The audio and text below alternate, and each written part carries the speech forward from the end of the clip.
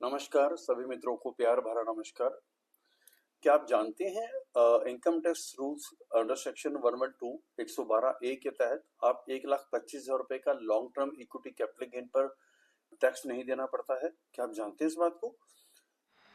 मैं आपको बताता हूँ ये वाला जो लाभ है 112 ए के अंदर ये किस तरह के इन्वेस्टर्स के लिए है। जो हमारे एनआरआई और रेजिडेंट इन्वेस्टर्स हैं उन सभी के लिए ये वाला बेनिफिट है।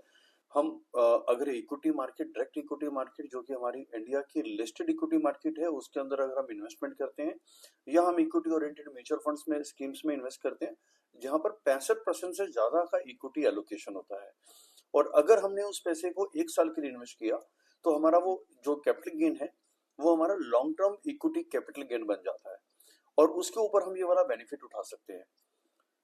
वाई दिस इज इम्पोर्टेंट, ये छूट क्यों इतनी इंपॉर्टेंट है, क्यों महत्वपूर्ण है? 1,25,000 रुपए के लॉन्ग टर्म के ऊपर हमारे को कोई कैपिटल गेन टैक्स नहीं देना होता। ये लाभ हमारे पास अगले साल हम इसे कैरी फॉरवर्ड भी नहीं कर सकते। 31 मार्च 2025 यानी कि इस फाइनेंशियल की इस एंड आपके एंड होने से पहले आपको ये वाला बेनिफिट उठाना होगा, नहीं तो ये वाला बेनिफिट आपका बेकार चला जाएगा। और एक और चीज, अगर आपने 1,25,000 रुपए से ज्यादा का कैपिटल गेन रियलाइज किया है तो उसके ऊपर आपको 12.5% का कैपिटल गेन टैक्स भी देना पड़ता है। एग्जाम्पल के तौर पे कि अगर आपने 2,25,000 रुपए का कैपिटल गेन रियलाइज किया है इंक्लूडिंग डायरेक्ट इक्विटी मार्केट और इक्विटी म्यूचुअल फंड्स, तो 1,25,000 रुपए को लेस कर दीजिए और जो अमाउंट बचेगा जो कि 1 लाख रुपए बनता है उसके ऊपर 12.5% यानी कि 12,500 रुपए का आपको टैक्स पे करना पड़ेगा इंडियन गवर्नमेंट को। अब आपको क्या करना है?